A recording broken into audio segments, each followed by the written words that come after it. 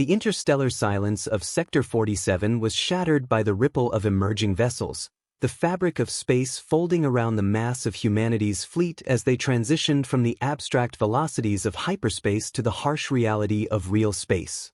The view was staggering, a sea of metallic gray, marked by the aggressive angularity of human engineering, stark against the backdrop of a swirling gas giant.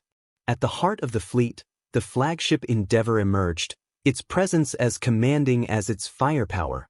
Captain Elena Myrov stood on the bridge, her eyes locked on the forward screen, watching as the stars settled back into their familiar pinpricks of light. "Report," she commanded, her voice cutting through the hum of the bridge operations. "Flagship in position, Captain. Fleet formations are intact. No losses through the jump," replied Lieutenant Hargrave, his fingers dancing across the holographic displays that hovered like specters above his console. Elena nodded, her gaze never wavering from the view before her. The Galactic Empire's territory was now just a stone's throw away, and with it, the planet that had become the fulcrum of conflict, Zeta Prime. "Begin sensor sweeps. I want full scans of all Imperial positions." "They know we're here," she said, her tone as cold as the void outside. As the fleet's sensors pierced the dark, gathering data on enemy placements and movements, the reality of their mission settled over the bridge. They were not just invaders, they were harbingers of ruin, tasked with an assault that could tilt the scales of the galactic balance forever. In the distance, the Imperial defense stations loomed, their outlines bristling with the static charge of defensive shields. The Empire had been preparing, their fortifications a clear message: Zeta Prime would not fall easily. "We have movement at the third quadrant of Zeta Prime's orbit, Captain. The Empire is scrambling their fleet," reported Ensign Rowe, her voice tense. Elena's response was measured, her strategy already forming. "Signal the battle groups. Deploy the vanguards and prepare the main fleet for an engagement. This will be a full frontal assault. We take them head-on." The orders rippled through the fleet, a beast awakening to the call of battle. The vanguard ships, smaller and more agile, darted forward, forming the tip of the spear while the main fleet aligned for the catastrophic dance of war. Amidst the orders and reports, Elena felt a grim satisfaction. Humanity had been underestimated by the Galactic Empire for the last time. Their arrival was not just a challenge, it was a declaration of a new era. As the first volleys of plasma fire arced across space, meeting the shimmering shields of an Empire outpost, Elena knew this was only the beginning. They were here not merely to skirmish or to threaten but to annihilate and to redefine the cosmic order. The Galactic Empire, with all its might and millennia of dominance, would soon learn the fury and resolve of a species cornered, fighting for survival. Today, at Zeta Prime, under the shadow of its own might, the Empire would face an adversary unlike any other. And as the battle commenced, the fate of galaxies hung in the balance, tethered to the will of the human fleet and the resolve of its leaders. Humanity's message was clear as their ships blazed into battle. The age of the Galactic Empire's unchallenged rule was over. The time of humanity had come. As the relentless barrage from the human vanguard began to overwhelm the outer defenses of Zeta Prime, Admiral Yorin of the Galactic Empire watched from the command center on the primary station. His face, usually a mask of imperial composure, betrayed a flicker of concern. The human fleet was not just large, it was ferocious, executing their maneuvers with a precision that belied their newcomer status in galactic warfare. "Enhance the forward screen," he ordered, his voice steady despite the rising alarm. The view shifted, zooming in on the advancing line of human ships, their hulls scarred but undeterred, thrusting through volleys of return fire. "Ready the ion cannons and reroute power to the forward shields. Signal the reserve fleets. We cannot let them breach the orbital perimeter," he commanded, turning to face his crew. The urgency of his orders spurred his officers into heightened activity, each movement orchestrated to fortify their position. Back on the Endeavour, Captain Myrov received the updated tactical feeds, her eyes narrowing at the increased energy signatures from the Imperial stations. They were upping their game, but so would she. Divert power from non-essential systems to the forward shields and weapons. Prepare for a prolonged engagement, she instructed her first officer. Turning to her communications officer, she added, "Send a coded burst to the Spearhead and the Guardian. It's time to execute the secondary phase of our plan." Minutes later, as the Empire focused on repelling the frontal assault, 2 human ships detached from the main formation, slipping through the chaos undetected towards the weaker flanks of Zeta Prime's defense network. Their targets were the lesser-guarded auxiliary power stations that fed the planetary shields protecting the Empire's primary arsenal. Meanwhile, Admiral Yorin received reports of fluctuating power levels on the outskirts of their defensive grid. "Dispatch Squadrons Theta and Gamma to intercept. We cannot afford any breaches," he barked. Just as another report came in, the human vanguard had initiated another fierce push, this time with increased firepower. The battle grew in ferocity, space around Zeta Prime lit by the blaze of weapons and the glow of exploding vessels. Each explosion of an Imperial ship was met with a cheer on the Endeavor, while every loss of a human ship tightened Captain Myrov's resolve. It wasn't long before the stealth teams made their move. Covert operatives, previously landed on Zeta Prime under the guise of merchant convoys, sabotaged the auxiliary stations. With a series of coordinated blasts, they successfully disrupted the power flow, causing a critical moment of weakness in the planetary shields. Seizing the moment, Captain Myrov ordered a concentrated barrage on the newly exposed sectors. "Focus all fire on the compromised grid points. This is our opening. Push through." The order sent a wave of energy pulses and missile salvos tearing into the Imperial defenses. As the shields flickered and failed, gaps opened in the once impenetrable armor around Zeta Prime. Human ships, emboldened by their captain's audacity, surged forward, penetrating the heart of the Empire's defenses. Admiral Yorin, watching the breach unfold, felt a cold dread settle in. The humans were not merely attacking, they were adapting, learning, and exploiting every weakness with ruthless efficiency. The balance of power was shifting, not gradually, but with the alarming speed of a star-going supernova. The Empire, for all its might and centuries of dominion, faced not just a military defeat but a devastating blow to its invincibility. As Zeta Prime's defenses crumbled, the story of the battle would ripple through the galaxy, a testament to the rising human threat, and a stark revelation that the era of the Galactic Empire's uncontested rule might be drawing to a close. In the ensuing chaos of the breached defenses, the humans pressed their advantage with a ferocity that shocked even their own commanders. Captain Myrov's strategy unfolded across the vast theater of space, each squadron executing their parts with lethal precision. The Endeavor led the charge, its guns blazing a path through the disoriented Imperial forces. On the bridge of the Empire's flagship Dominion, Admiral Yorin attempted to rally his forces. "Form up around Dominion. Protect the core stations. Counterattack squads, prepare to launch in full force," he ordered, his voice a harsh command over the clamor of alarms. Meanwhile, the human covert operatives, having successfully sabotaged the auxiliary stations, exfiltrated under the cover of the ongoing orbital battle. Their mission completed, they left behind a network of chaos that continued to cripple the Imperial defenses.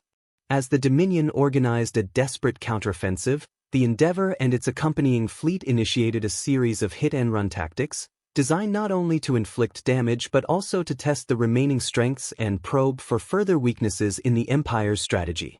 "Adjust attack vectors according to their countermoves. We keep them unbalanced," Captain Myrov instructed her tactical team. Her eyes were cold and calculating, reflecting the depths of space itself. Amidst the tactical exchanges, a small team of human engineers worked feverishly on a secondary plan, a series of deep space mines, stealthily deployed in the projected path of the Empire's reinforcements. These mines, invisible to standard sensors, awaited the unsuspecting Imperial ships that were now rushing to reinforce Zeta Prime. As the Dominion led a countercharge, it triggered the minefield. Explosions tore through the formation, ripping ships apart in a devastating chain reaction. The confusion was immediate and catastrophic, with debris clouding the battle zone, further disorienting the Empire's forces. Capitalizing on their confusion, increase bombardment on their left flank, push them towards the debris field, Captain Myrov ordered, her voice firm and unwavering. Her fleet obeyed, channels of laser fire and missile barrages hurting the enemy as planned. Within the command center of the Dominion, Admiral Yoren watched the unfolding disaster with a sinking heart. His fleet, once the pride of the Galactic Empire, was being dissected by a force that was supposed to be technologically inferior. The realization that they had underestimated humanity's tactical capabilities was bitter. In a desperate bid to salvage what could soon become a rout, Yoren activated the Dominion's last resort weapons systems, ancient technologies not used since the founding days of the Empire. Target the Endeavor directly. Engage the Singularity Projector, he commanded, his voice now a whisper of dread. As the feared weapon charged, a dark sphere of energy began to form at its core, threatening to swallow anything in its proximity, a black hole on a leash. Captain Myrov, recognizing the escalation, made a swift decision. Full retreat, all units. Maximum distance from the Dominion. Prepare for emergency hyperspace jumps if necessary, she called out. Her fleet moved as one, pulling back with practiced urgency. The standoff that ensued was tense, the galaxy holding its breath as the Dominion's weapon unleashed a controlled singularity. The black hole devoured everything nearby, but the human ships were already beyond its fatal reach, their earlier retreat a move that saved countless lives. Admiral Yoren, watching the futile consumption of space by his own weapon, knew that the battle for Zeta Prime had been lost. The Empire would have to regroup and reconsider their underestimation of humanity. But for now, the field belonged to the humans, their fleet a distant shadow against the stars, ready to strike again. As the aftermath of the Singularity Projector settled, an eerie calm fell over the battleground. The human ships, scattered at a safe distance, reformed their ranks, their readiness undiminished by the close call with the Empire's devastating weapon. Captain Myrov stood resolute on the bridge of the Endeavor, her eyes scanning the strategic displays, each showing the regrouping of her forces. The Dominion has expended a significant part of its arsenal. We have them at a disadvantage, remarked her first officer, Lieutenant Commander A. Quintela. Maintain our defensive posture. They might still have tricks up their sleeve.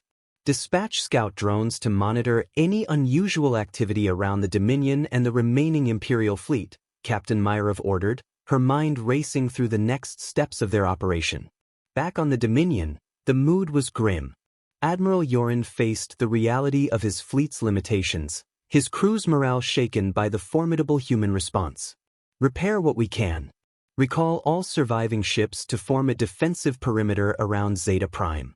We hold what we have left, he commanded, his voice carrying a weight of unspoken fears. Meanwhile, on the bridge of the Endeavor, new reports came in from the scout drones. Captain, we've detected an increase in encrypted communications between the remaining Imperial stations. It appears they might be planning a coordinated countermeasure, reported Ensign Tlay, her antennae twitching, a sign of her species' heightened attention. Intercept and decode. We need to anticipate their next move. This battle isn't over yet, Captain Myrov responded, turning to her communications team. The human fleet, using advanced decryption techniques developed during the silent years of their preparation for interstellar conflict, soon cracked the codes of the Imperial transmissions. The information was invaluable, revealing a planned regrouping effort intended to launch a surprise counterattack against the human fleet's perceived weaknesses. Armed with this knowledge, Captain Myrov called for a council with her top commanders. The Empire is planning a counterstrike sooner than we anticipated. We will use this against them.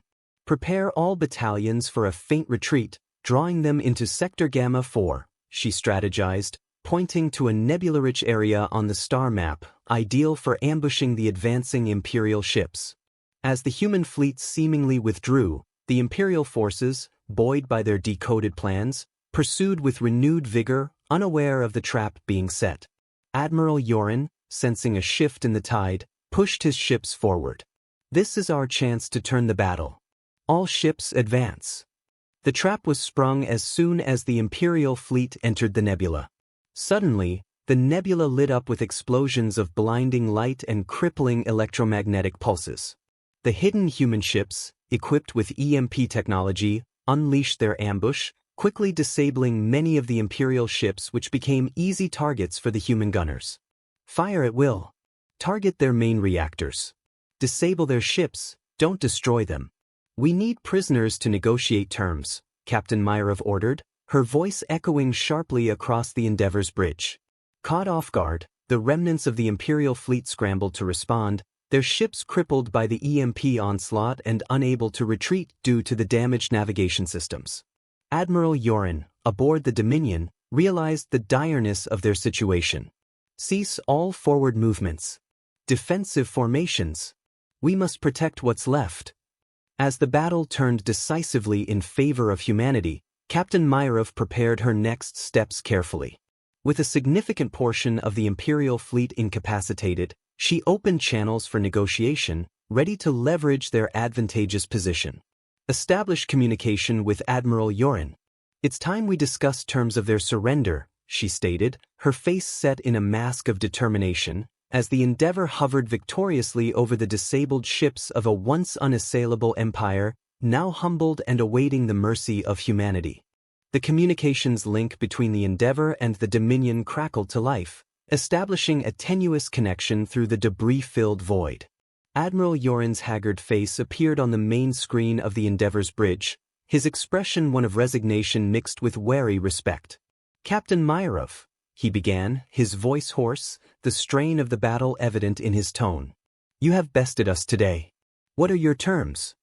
Captain Myrov stood firm, her posture rigid with the authority of her position. The terms are simple, Admiral. Immediate cessation of all hostilities against human-controlled sectors and withdrawal of your forces from disputed zones. In return, we will allow your crippled ships safe passage back to Imperial space. Yorin's eyes narrowed, processing the terms. And if we refuse? The alternative would involve your fleet's total incapacitation, which I gather would be less favorable to your Emperor, Captain Myrov replied coolly, her gaze unflinching. Yorin sighed, the weight of his defeat settling upon him. I will relay your terms to the Emperor. But know this, humanity may have won today, but the Empire will not forget this humiliation. The galaxy is changing, Admiral. It would be wise for the Empire to recognize that, Myrov retorted, cutting the communication abruptly. As the link went dark, Lieutenant Commander Akintala turned to Myrov, a question in his eyes. Do you think they'll accept the terms? They will. They have no choice. Prepare the fleet to monitor their withdrawal. I want updates every 10 minutes, Myrov ordered, her mind already on the next phase of their campaign. Meanwhile, Yorin returned to his crew, his face grave. Prepare a message for the Emperor. The humans want peace, but at the edge of a sword. We must comply for now but prepare for the future. The crew nodded, their faces set in determined lines, knowing the precariousness of their situation yet ready to follow their admiral. Back on the Endeavor, Captain Myrov convened a meeting with her senior staff.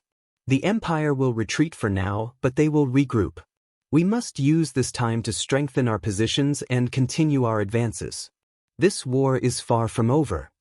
Plans were drawn for the expansion of human territory, bolstering defenses, and extending diplomatic relations to other civilizations wary of the Empire's long reach.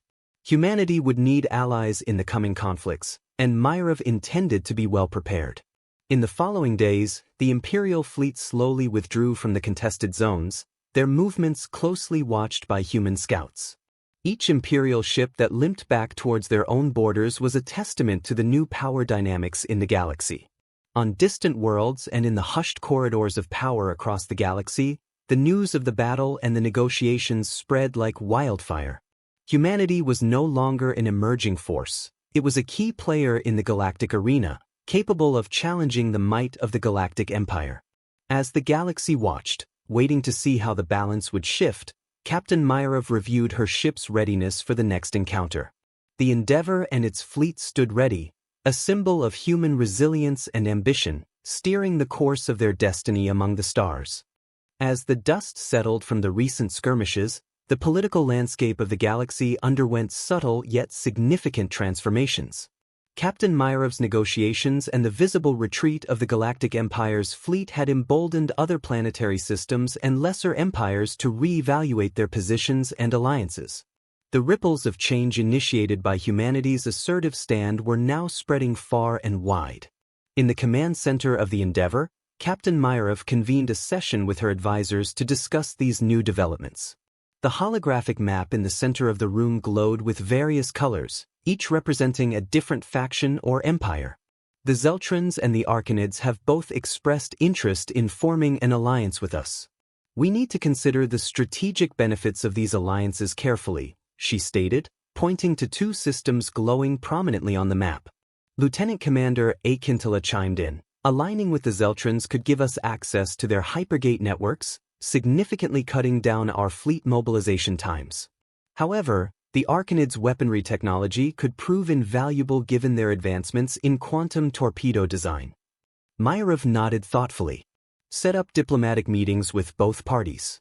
We'll pursue parallel negotiations to maximize our advantages. Meanwhile, within the imperial palace of the Galactic Empire, Emperor Tyrannus faced his own council, his visage stern and unyielding. Humanity's rise must be curtailed.